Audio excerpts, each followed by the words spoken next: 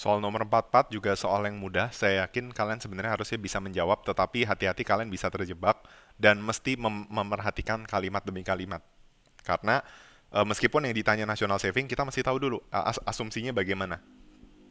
Oke. Nah, di sini dikatakan mana persamaan yang mencerminkan national saving dalam ekonomi tertutup. Nah, definisi dari ekonomi tertutup atau closed economy itu adalah ketika tidak terjadi perdagangan internasional. Maka perhitungan GDP-nya menggunakan pendekatan agregat demand itu adalah C plus I plus G. Berarti asumsinya apa yang diproduksi itu juga yang dikonsumsi oleh negara tersebut. Tidak ada trade antara negara lain. Kalau trade antar regional masih mungkin ya. Kalau misalnya, tapi sekarang tidak ada satupun negara yang perekonomiannya benar-benar tertutup ya. Meskipun ada kecenderungan negara yang ekonominya tertutup, tapi saya yakin di zaman globalisasi ini semua negara itu perekonomiannya pasti terbuka. Ya, eh, bahkan misalnya ada negara yang mandiri pun, yang swasembada pun, dia nggak perekonomian tertutup loh. Kalau mereka swasembada, terus mereka justru mengekspor kan, mereka harapannya bisa mengekspor barang-barang yang mereka produksi. Sekalipun mereka impornya sedikit loh, itu kan berarti perekonomian terbuka kan, mereka diuntungkan dari globalisasi. Jadi tidak ada yang perekonomian tertutup ya. Eh, Seperti itu teman-teman. Ya. Tapi kenapa ada asumsi ekonomi tertutup? Terutama di chapter ini, asumsinya ekonomi tertutup memang. Tapi nanti kalau kalian habis UTS belajar tentang open economy, baru asumsi ini dicabut. Nah, kenapa harus ada asumsi ekonomi tertutup? Itu untuk menyederhanakan, mesimplifikasi keadaan yang ada ya. Nah, kita mesti tahu dulu ya bahwa national saving itu adalah Y sama dengan GDP, persamaan GDP kalau ekonomi tertutup adalah Y sama dengan C plus I plus G. Nah, ini memang saya agak cepat jelasinnya karena sebenarnya sudah ada di penjelasan materi ya. Dan barangkali kalian lupa rumusnya, sebenarnya kalian cukup ingat aja ya, national saving itu adalah penggabungan dari private saving dan public saving. Saya agak cepat. Private saving itu rumusnya adalah, kan kita punya disposable income ya.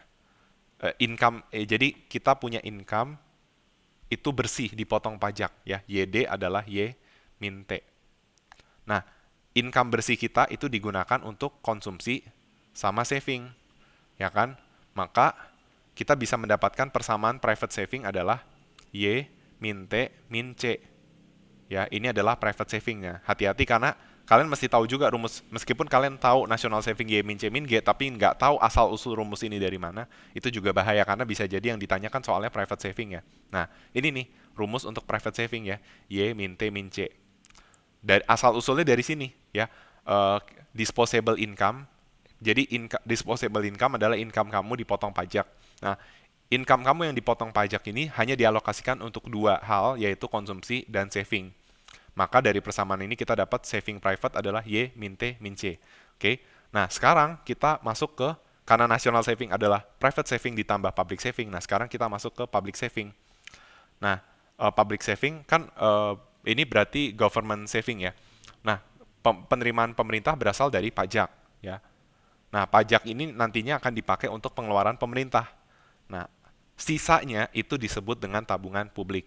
Itulah sebabnya kenapa tabungan publik itu bisa, kalau lebih besar dari nol berarti saving publiknya juga lebih besar dari nol, atau itu kita sebut dengan budget surplus. Jadi tahu budget surplus, budget defisit sama budgetnya balance gimana? Taunya dari saving, public savingnya gitu. Kalau public savingnya lebih dari nol berarti surplus. Kalau sama dengan nol berarti balance. Kalau kurang dari nol berarti defisit ya. Intinya kalian harus tahu ini private saving, ini public saving. Ya udah tinggal dijumlahkan kan. Y min T min C ditambah T min G. T sama T habis sehingga dapat Y min C min G. Itulah sebabnya national saving pada ekonomi tertutup adalah Y min C min G ya. Yang benar adalah opsi A. Oke, terima kasih.